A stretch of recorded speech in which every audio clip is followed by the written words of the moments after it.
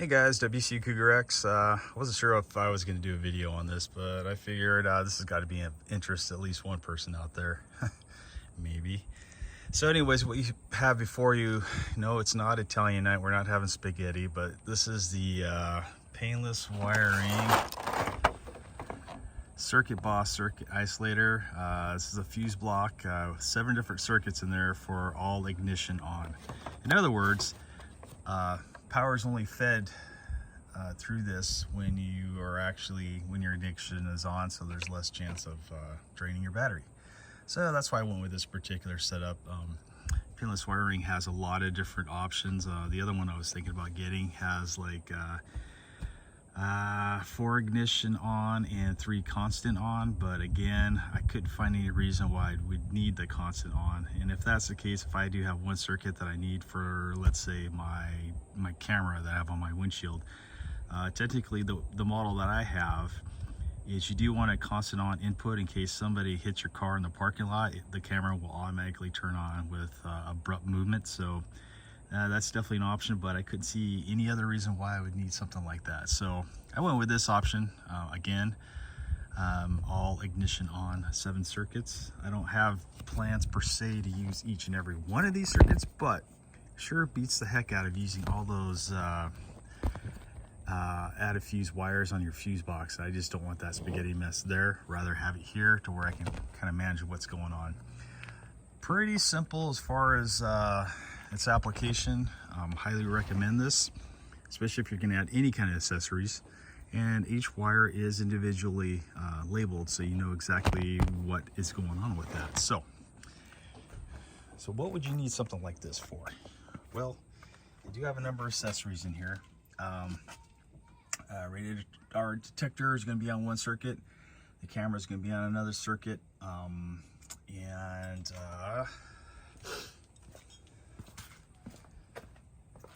The Diode Dynamics fog lamp down here has a yellow background that you can have on. I don't plan on running that all the time, so I'm going to run it through the ignition. Painless wiring along with a switch. You know, when it's dusk out, I think it looks pretty cool, but I'm not going to have it running all the time. And also the JDM running lights that you see right there, I'll probably add it to that painless wiring kit as well, and also do a switch on that, because I don't want that on all the time because we already have the C lights on this 2020 STI. So definitely an option. You guys don't mind that mess, I'm doing something else down there, but I'll try to figure out a good place to mount this and get back to you. All right guys, I just came up with my potential mounting spot. It's going to be right here. I will have to drill a little hole in the back of this housing, probably about right here smack dab in the middle, to accommodate that screw. I tried to see if that screw would work in one of these existing screw holes, but it's just not going to work. But looking at the panel that's going to be behind, it's going to sit right here, and it appears there's going to be more than enough space for it to sit there. So I'll get back to you. All right, so I went ahead and drilled a pilot hole for the self-tapping screw that comes with this kit. I made the mistake of buying the waterproof kit. So if you notice that black junk in there, it helps to cover up the contacts. But the only drawback with that is these wires don't fold down as easily, so therefore I'm gonna have to use this stainless steel bolt here to help to offset that by creating a little space underneath this unit here. And also, with regards to that guy right there, I did end up having to drill a little bit of this housing away to accommodate that as well. So we'll see how this fits. All right, so we got it all mounted up. I ended up using that stainless steel nut as a spacer on both the upper and the lower. I only have the 2 self-tapping bolts to hold it in, and honestly, it's not going anywhere. I went ahead and test fitted the cover that goes right here, which is right there. Absolutely no interference whatsoever. I mean, this area right here, I mean, it's almost like it was made to go here. And what I have to do now is take this pink wire here, and this ends up going to the ignition on only. which I already found is right here. So I added this fuse here. These two red wires are the primary wires for that unit, so we'll have to snake this through the firewall somehow.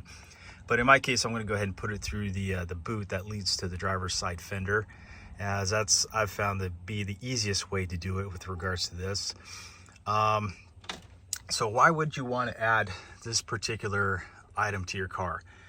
Well, if you have any kind of electrical that you're adding to your car, it's best to have it go through something like a standalone unit like this, rather than scab up your electrical system and cut and, you know, electrical tape, and you know, it just makes for a huge mess. And if you have an issue, a short of any kind of your own fault, you're only going to basically screw up this unit here and not your car. So, you know, I'm running radar detectors, a camera. I got some lights up front that I'm going to put through this. And just various other things, you know, future plans down the road. Like I said, this is a 7-circuit system. I could have bought a 4, but with just a few more bucks, I got the 7 just in case. What was that saying? Better to have and not need than need and not have. So that's kind of the principle that I went with on this one. Like I said, these are all ignition hot only circuits on here, because I do not want to deplete the battery for, you know, just not thinking and forgetting to turn something off. So this will help to alleviate that headache with regards to that. So yeah, it's definitely a consideration to do with your car. I only paid about $100 for this, but all right, so we're going to continue on and get some wires hooked up and just continue from there. All right, so I went ahead and just snaked up the wires through that, you can't really see it, through the little boot in the fender. And I just 3M taped the two fuses that are provided and wire loomed it. Just kind of snuck it back under here and went through the fender, pops out right there, on over the battery. Pretty installation. All right, this should somewhat conclude the Painless wiring kit installation. Highly recommend it. You don't want to screw up your wires, guys. All right, WRX out.